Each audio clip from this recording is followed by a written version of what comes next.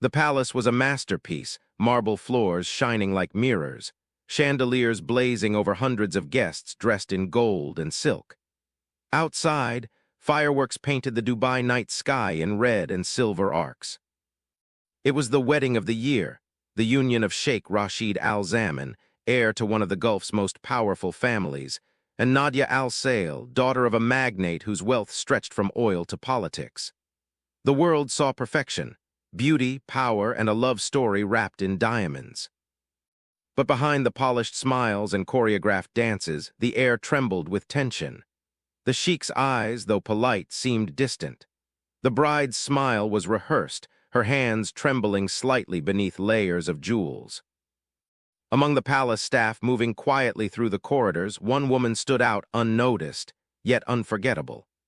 Meera Kapoor, the sheik's former nanny, had been summoned that day to care for his young son, Yusuf. It was supposed to be routine, just another night of service, but fate had already set its stage. By midnight, the celebration had reached its peak. Musicians played, champagne flowed, and cameras flashed. From the grand hall to the balcony overlooking the sea, everything shimmered with wealth, everything except the eyes of the bride. In the silence of the bridal suite, hours later, that shimmering illusion shattered. A muffled argument echoed through the marble hallways. A woman's voice, trembling, furious, broke the stillness. Then came another voice, deep, desperate, trying to calm her. Glass shattered. A cry followed, sharp and terrified, and then a single gunshot. When the palace guards forced the door open, the scene before them silenced even the most hardened men. Nadia Al-Saleh, the bride, lay on the floor, a crimson pool spreading across her white gown. A few feet away, Meera Kapoor, pale, motionless, her hands bloodied, was collapsed near the window. And standing between them, his face ghost-white, was Sheikh Rashid. The first statement given to the police was simple, almost too simple. "A jealous servant attacked the bride," the sheik's aide said. "It was an act of madness." The press accepted it instantly. No questions, no doubts, just a convenient story to protect a royal name. But there were whispers, servants who heard arguing before the shot, witnesses who saw the sheik enter the nanny's quarters minutes before the gunfire. The truth had slipped through the cracks like blood seeping through silk, unseen, but impossible to erase. By dawn, the palace gates were sealed. The media was silenced. Meera's body was removed before sunrise, wrapped in linen, marked as employee fatality. By noon, her death was already rewritten, accidental injury during domestic disturbance. Yet one question remained, one the royal family could not contain. Why was the bride's killer found crying beside her, with the sheik's fingerprints on both bodies? The city buzzed with rumors, but no one dared to speak aloud what everyone suspected, that love, lies, and loyalty had collided in that gilded room. And somewhere beneath the silence of privilege, the story of Meera Kapoor waited to be told. Before we uncover the truth behind the headlines, the affair, the betrayal, and the secret that led to blood, make sure you subscribe. Because this isn't just a story of love gone wrong, it's the story they tried to bury. Before her name was whispered in scandal, Meera Kapoor was simply a daughter, a sister, and a dreamer from the pink-walled lanes of Jaipur. Her world was small but full of color, the aroma of her mother's chai at dawn, her father's weathered hands fixing radios, her younger brother studying under the yellow flicker of a single bulb. They weren't poor by spirit, only by circumstance. When her father's health declined and the family's savings dissolved, Meera made a promise. She would find work abroad, earn enough to pay for his treatment, and give her brother a chance at college. She was 28, trained as a preschool teacher, fluent in English and hopeful. "It's only 2 years," she told her mother at the airport. "Then I'll come home for good." The plane lifted off from Delhi before sunrise. Below her, the Thar desert faded into cloud. Ahead lay Dubai, a skyline of glass and gold that promised salvation to thousands of workers like her. At first, the city felt unreal. The heat pressed like a weight, the air smelled of salt and fuel, and every building seemed too tall to be true. She was hired through an agency to work for one of the Emirates' oldest families, the Al-Zamans, as a live-in nanny for their only child. The contract said good salary, private room, 2 days off a month. She signed without hesitation. The palace villa on Jumeirah Beach was a world unto itself, marble staircases, white columns, silent corridors echoing with money. Servants spoke in whispers, moving like shadows. But amid the formality, Meera found her place beside Yusuf, the Sheikh's 5-year-old son. The boy was shy, almost frightened of everyone except her. She sang Hindi lullabies he couldn't understand but loved anyway. She cooked plain rice when he refused palace food. He began calling her Mimi. Soon, his laughter filled the rooms that had once been silent. Through Yusuf, she met his father, Sheikh Rashid Al-Zaman. The first meeting was brief, a tall man in an immaculate kandjara thanking her for calming his restless child. His voice was polite but distant, the voice of authority accustomed to obedience. Yet as weeks turned into months, Rashid noticed the small changes Meera brought, the boy's confidence, the light returning to his eyes. One evening he paused outside Yusuf's room, listening to Meera tell a bedtime story. Her voice was soft, rhythmic like a song. When she stepped out, startled to see him, he said simply, "He sleeps now without fear. Thank you." She bowed slightly, unsure what to reply. It was the first moment they truly looked at each other, not as employer and servant, but as two lonely people standing in the same silence. Life inside the villa followed ritual precision, prayers at dawn, business meetings through the day, dinners that stretched past midnight. Meera moved quietly through it all, invisible yet indispensable. The maids whispered that Sheikh Rashid rarely smiled, not since his wife's death 3 years earlier. But occasionally, when Yusuf ran to show his drawings, Rashid's gaze softened and always drifted toward Meera. She ignored the stares of others, focused on her work, until the night Yusuf fell ill with fever. Rashid stayed awake beside his son's bed. Meera tended the child hour after hour, cool cloth on his forehead, whispered prayers under her breath. When dawn came and the fever broke, Rashid looked at her with something that felt like gratitude and something more dangerous. From that day, the line between them began to blur. He would find reasons to speak with her, to ask about Yusuf's meals, her family, her dreams. She told him about Jaipur, about wanting to build a small school for children who couldn't afford one. "You believe in impossible things," he said once. "Someone has to," she replied. Outside, the desert sun blazed. Inside, something tender began to grow between a ruler bound by duty and a woman who had nothing left but honesty. But in a house built on reputation, even kindness could be misread as temptation. Servants began to notice the glances, the late-night talks near the garden veranda. Whispers crept through the palace like smoke. And though Meera didn't know it yet, every step she took closer to Sheikh Rashid was one step deeper into a world where love had a price, and secrets never stayed buried. For months after that night beside Yusuf's sickbed, the boundaries between Meera Kapoor and Sheikh Rashid Al-Zaman dissolved like mist in morning light. What began as gratitude grew into quiet dependence, then into something neither of them could name aloud. Rashid would find reasons to linger near the nursery. An invented business call, a question about the boy's studies, a moment stolen to watch Meera braid Yusuf's hair. Their eyes met too often, their voices dropped too low. Servants began to sense it, the invisible current that passed between master and nanny. It was one evening in early spring when the first secret meeting happened. Rashid asked her to bring Yusuf's medicine to his private study. When she arrived, the room smelled of oud and paper. The sheikh stood by the window, the desert wind lifting the curtain behind him. "He's sleeping?" he asked. She nodded. Silence followed, heavy, charged, and wrong. Then he said softly, "You remind me of peace." That was how it began. Over the next weeks, Rashid summoned her often after the household slept. They spoke of loss, his wife's death, her father's illness, and of dreams that seemed too fragile for their worlds. She told him she wanted to open a small school one day. He told her he wanted to disappear somewhere no one knew his name. He laughed when he said it, but his eyes stayed serious.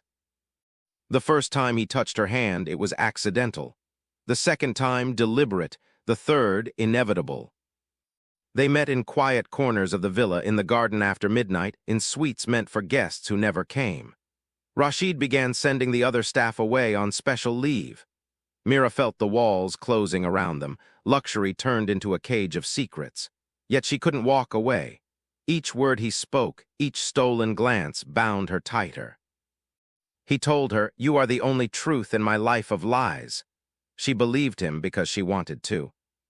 Still, Dubai's golden world has eyes everywhere. Rumors rippled through the household. A driver saw Meera leaving Rashid's study at dawn. A maid noticed her new gold bracelet. Whisper by whisper, the story reached the palace supervisor, who warned her quietly, "Careful, madam. Men like him do not marry women like us." But love makes fools of the cautious. Rashid began to change too. In board meetings, his mind drifted. He canceled trips, spent hours at home. His father noticed. "You're distracted," the old man said. "A leader cannot afford distraction." Rashid assured him he was fine, yet guilt began to gnaw at him. He knew the affair could destroy everything, his reputation, his alliances, his family's legacy. But every time he looked at Meera, reason vanished. One night, while the city slept under a velvet sky, he took her to the desert in his car. They sat by a fire in silence. "If the world were different," he said, "I would give you everything." Meera smiled sadly. "Then change it," she whispered. He didn't answer. When dawn broke, he drove her back, both of them pretending they still had time. But the cracks had started showing. Servants avoided her. The Sheikh's relatives began asking why the nanny still lived in the main quarters. And then came the announcement in every newspaper. Sheikh Rashid Al-Zaman to wed Nadia Al-Saleh, daughter of magnate Hassan Al-Saleh. The photograph showed Rashid and Nadia shaking hands beneath a chandelier, smiling for the cameras. Meera saw it on a coworker's phone. Her breath caught, her pulse slowed. In that instant, every promise he'd whispered turned to dust. That night when he came to her room, she didn't cry. She only asked, "Was I ever real to you?" Rashid reached for her hand. "You are the only thing that feels real." But his words sounded like goodbye. When he left, she sat by the window until sunrise, watching the lights of the city flicker out one by one. She told herself she would forget him, that she would leave. Yet deep down, she already knew love given in secret never disappears quietly. It waits, like fire beneath sand, until the first wind exposes the spark. And soon that wind was coming. The news broke like thunder across Dubai's morning skyline. Every paper, every social post carried the same gleaming headline: Sheikh Rashid Al-Zaman to wed Nadia Al-Saleh, an historic union of royal families. The photo showed him smiling beside his fiancée, flawless, composed, eyes fixed on the cameras. Behind them, chandeliers blazed like captured suns. When Meera Kapoor saw the headline on a maid's phone, the world seemed to tilt. The same hands that had once held her now rested on another woman's shoulder. The same voice that had whispered love beneath desert stars now spoke of duty, legacy, and alliance. At first, she refused to believe it. She waited for a message, a call, an explanation that never came. The days passed in silence, each one colder than the last. In the palace, staff whispered about the grand wedding, the guest list, the imported roses, the million-dollar gown. No one noticed Meera moving through the corridors like a ghost. Then one evening, nausea overcame her as she prepared Yusuf's dinner. The doctor's verdict came swiftly, pregnant, around 8 weeks. Her hands trembled as she pressed them to her stomach. In that heartbeat, grief turned to fear. She had carried his secret, now she carried his blood. That night she waited until the household slept, then dialed Rashid's private number. When he answered, his voice was low, weary, almost guilty. "I know about the engagement," she said. Silence. "You promised me a life, Rashid. What am I supposed to do now?" He exhaled, the sound sharp through the phone. "Meera, please, not here, not now. You don't understand what's at stake." "I understand perfectly," she whispered. "You're ashamed of me." "No," he said quickly. I'm trying to protect you. My father, he wouldn't spare you. Let me fix this. I'll make sure you're safe, you and the baby, but you must stay quiet until after the wedding." The line went dead. Meera sat for a long time, staring at her reflection in the dark window. The city outside shimmered, but all she saw was her own face, pale, frightened, and suddenly older. For the first time since she'd arrived in Dubai, she felt utterly alone. In the following weeks, Rashid avoided her entirely. Security guards began escorting her whenever she left the compound. Her phone was monitored. The palace supervisor hinted that she would be relocated after the wedding. It was clear she was being erased. Her heartbreak hardened into defiance. She gathered what proof she had, photos, messages, recordings of whispered confessions, and saved them on a hidden drive. Not for revenge, not yet, but for survival. When she called him again, he didn't answer. Instead, an envelope arrived in her quarters, plane tickets to India, a signed check, and a single line in his handwriting. "Go home, I'll take care of everything from here." She tore the letter apart. In another life, Meera might have accepted silence, but love, once betrayed, becomes something sharper than grief. She looked at her reflection one last time and whispered, "You wanted me quiet. I'll make you hear me instead." Outside, preparations for the royal wedding filled the palace with music and light.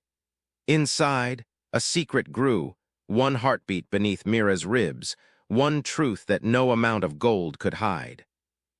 And far away, among the glittering towers and endless sand, destiny waited, patient, merciless, and closing in.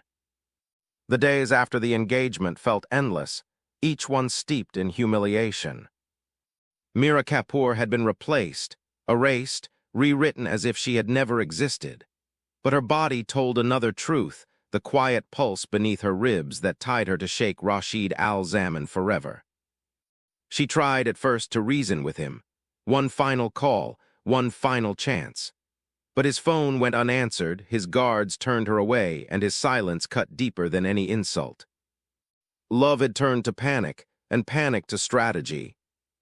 Late one night, she opened the hidden folder on her phone, recordings of whispered conversations between them. The first captured laughter, the second promises.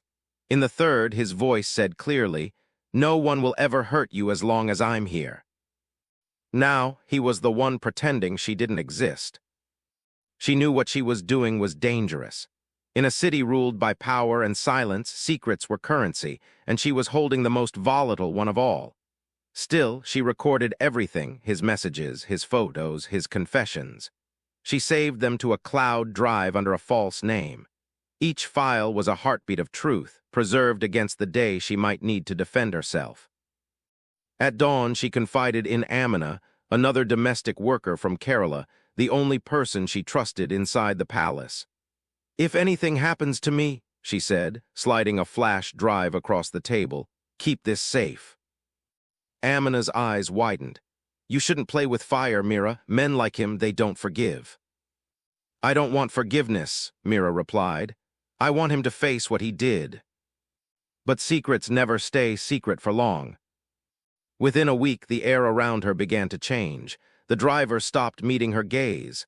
Guards whispered when she passed. Her room was searched while she worked.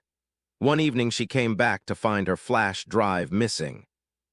She confronted Amina, trembling. "You took it, didn't you?" Amina couldn't look her in the eye. "I had no choice. They found out. They said they'd deport me." By then, the recordings had already been delivered, not to Rashid, but to Nadia Al-Saleh, the Sheikh's fiancée.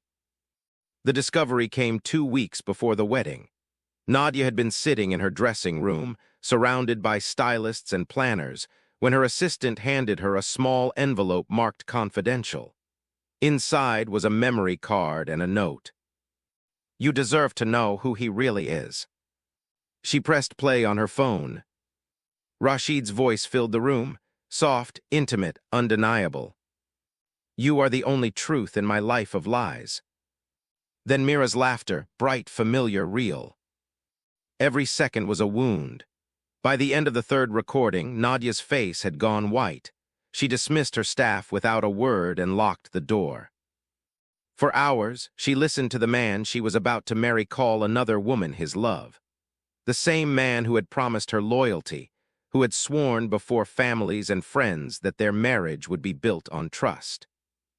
Her fury came slow, then all at once. She threw her phone across the room, shattering the mirror. Her reflection split into fragments, one for every lie she'd believed. When Rashid came home that night, she was waiting. "Who is she?" she demanded, her voice low, almost calm. He tried to deny it at first, then to explain, then to beg. But Nadia was not the kind of woman who forgave humiliation. "You will marry me," she said, "because our families demand it. But understand this, every secret you've kept will cost you something, and the first payment will be blood." Rashid stared at her, unable to speak. From that moment, the wedding became a countdown to catastrophe. Meanwhile, Meera sensed the shift without knowing why. Orders from above changed. Her travel documents were suddenly under review. She was told she would remain at the villa until after the ceremony. The air around her thickened with unseen threat. At night, she heard footsteps outside her door, voices she didn't recognize. Her phone buzzed once with an anonymous message. "You should have stayed quiet." She deleted it, but her hands wouldn't stop shaking. Far away, preparations for the royal wedding continued: silks, diamonds, horses, and headlines. But beneath the glitter, 3 lives were bound by a single thread of betrayal. And as the palace chandeliers were polished for the celebration, the truth, now in the wrong hands, had begun its slow, unstoppable countdown to tragedy. The night of Sheikh Rashid Al-Zaman's wedding unfolded like a film made to impress the gods. Gold-clad horses led the procession through the palace gates. Chandeliers bathed the ballroom in white light. Every guest glittered: ministers, royals, foreign investors, each there to witness the union of 2 dynasties. Nadia Al-Saleh, flawless beneath her diamond tiara, smiled for the cameras. No one noticed that her smile never reached her eyes. Under the weight of silk and jewelry, she carried something heavier: the knowledge of her husband's secret. The recording still echoed in her head. "You are the only truth in my life of lies." Meera's voice, soft and sincere, had burned itself into her memory. Nadia had spent 2 weeks rehearsing this day, not for celebration, but for vengeance. From the first moment Rashid took her hand before the guests, she saw guilt flicker in his eyes. He knew that she knew, yet both played their parts with practiced grace. When the music began, Nadia leaned close and whispered through her smile, "Dance with me, my love. It will be our last." The ballroom clapped, oblivious. The royal photographer captured what looked like joy.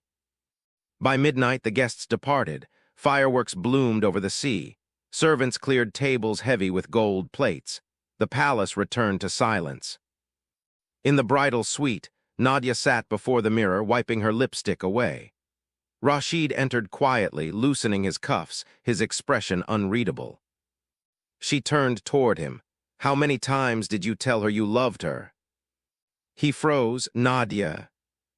"Don't lie to me," she said, her tone too calm to be safe. "I heard her voice. I heard yours." He sank into a chair, shoulders heavy. "It was a mistake. It's over." Her laugh was sharp, bitter.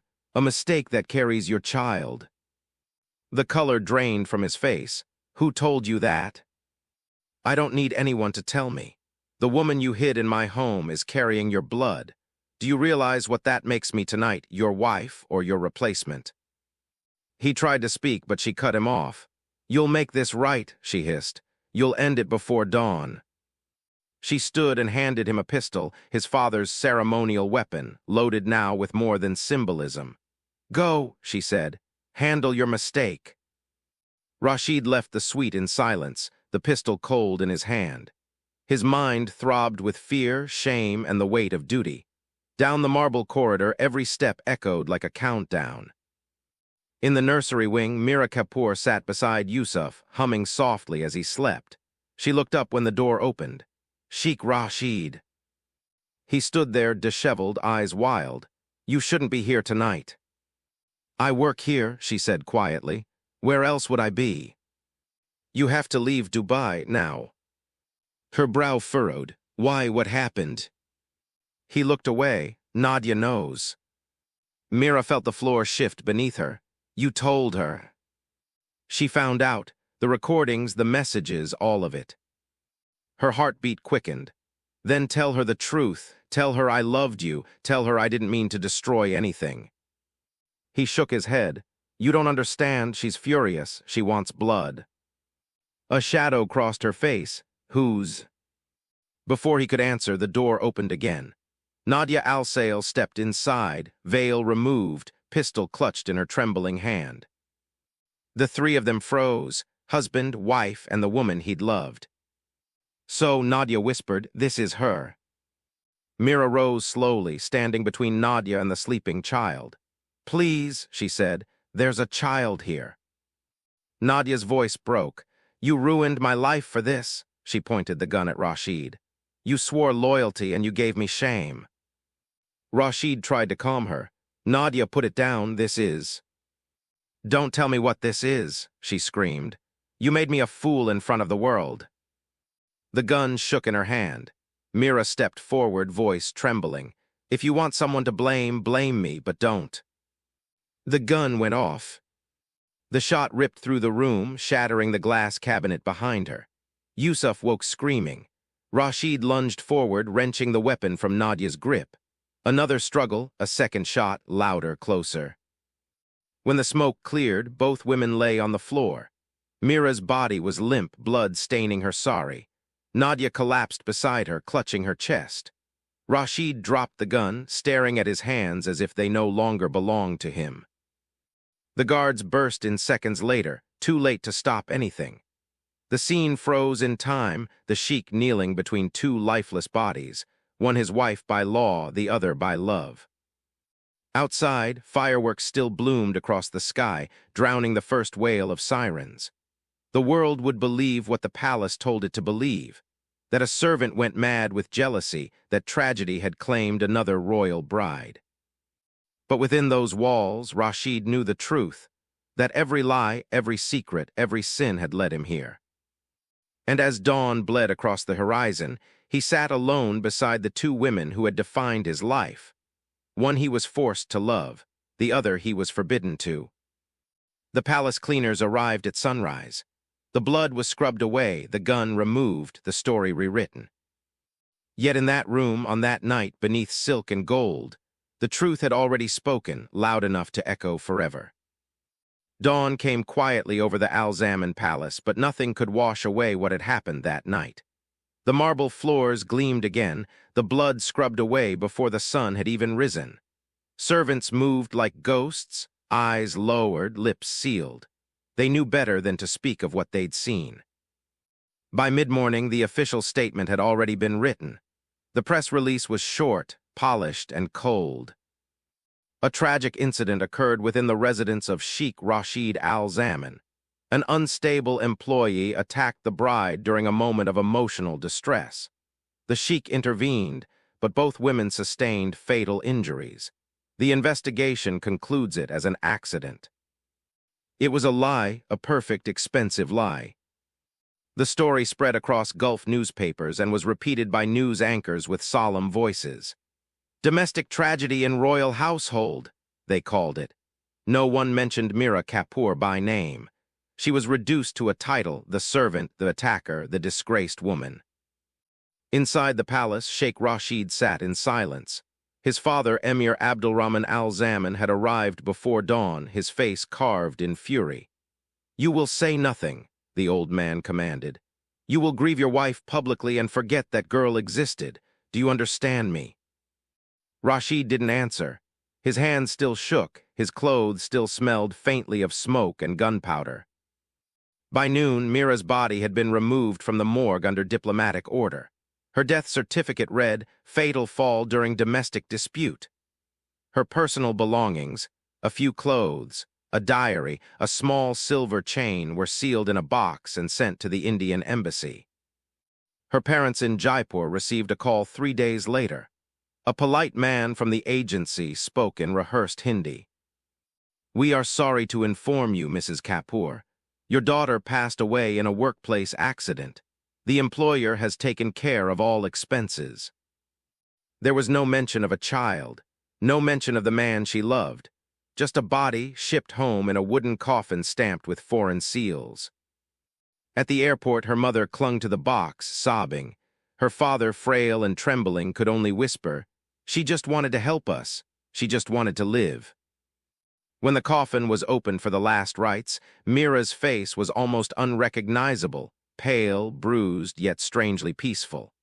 Her mother touched her forehead and said, "You worked for kings, but they gave you nothing." Meanwhile, in Dubai, the palace went on as if nothing had happened. Nadia's death was mourned with grandeur, a national funeral, state condolences, a public day of prayer. Meera's death was erased. But silence, like blood, always leaves a stain. One of the guards who helped move the bodies couldn't sleep for days. He'd seen the truth, how Meera had fallen, not attacked. He spoke in whispers to a maid who spoke to another until the story began to ripple through the servants' quarters. She didn't attack the bride. She was protecting the child. Rumors reached journalists, but every inquiry was met with denial. The Al-Zaman family's lawyers threatened lawsuits. The Indian embassy accepted the explanation and moved on. The truth sank beneath layers of money and power. And yet Rashid couldn't escape it. He stood at the balcony of the palace night after night, looking toward the sea. Every wave sounded like her voice, every gust of wind like her final breath. His father had ordered him to remarry to restore the family's image. But something in him had already died, something no empire could resurrect. In Jaipur, Meera's grave was marked with a simple line carved in Hindi. She believed in love, and it cost her everything. No cameras, no headlines, just silence, deep, endless, and unbroken. Months passed in silence. The palace resumed its routines, and the world forgot, or pretended to. But far away, in Jaipur, a coffin and a mother's grief had stirred something that could no longer be contained. When Riya Sen, an investigative journalist, received an anonymous email marked only with the words "She didn't fall," she almost ignored it. Then she opened the attachments, photographs, documents, and one audio file. In that recording, Meera Kapoor's voice trembled. "If anything happens to me, please tell my family the truth. I didn't hurt anyone." Riya froze. It wasn't a rumor, it was evidence.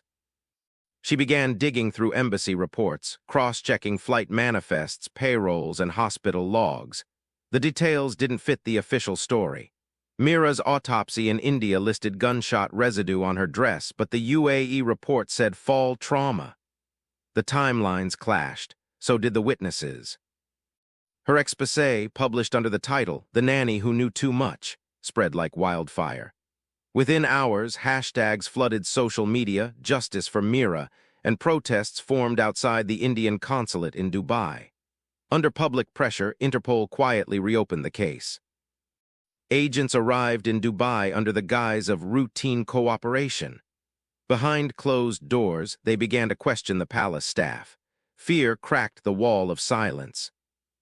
A driver confessed that the security footage from the night of the wedding had been deleted by order. A maid admitted she saw Sheikh Rashid Al-Zaman arguing with Meera minutes before the gunshot. A palace guard revealed that the gun used belonged not to Meera, but to the sheikh himself. Then came the forensic breakthrough. Microscopic blood spatter found on the sheikh's sleeve, invisible to the eye, matched Meera's DNA.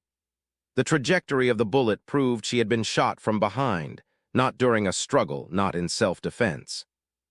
Still, Rashid denied everything. Summoned to a private interrogation, he appeared calm, dignified, the image of control. "It was an accident," he said. "She attacked my wife. I tried to stop her." But every word contradicted the evidence. Diplomatic cables flew between Delhi and Dubai. The Emir's council insisted the case remain confidential, calling it a family tragedy. But Nadia's relatives, powerful, vengeful, unafraid, demanded answers. "Our daughter died protecting her honor," Nadia's father told the press. "Let the world see who destroyed it." The scandal rippled through Dubai's elite. Political allies distanced themselves from the Al-Zaman family. Contracts were canceled. Behind palace doors, Rashid's father ordered his son into seclusion. "Your weakness has stained our bloodline," he told him. Rashid never appeared in public again. But justice, even half forbidden, had found its way through. The official conclusion, manslaughter under emotional distress, was a compromise between truth and power, yet the story refused to fade. Because now the world knew that Meera Kapoor had not fallen, she had been silenced. And silence, once broken, never dies quietly.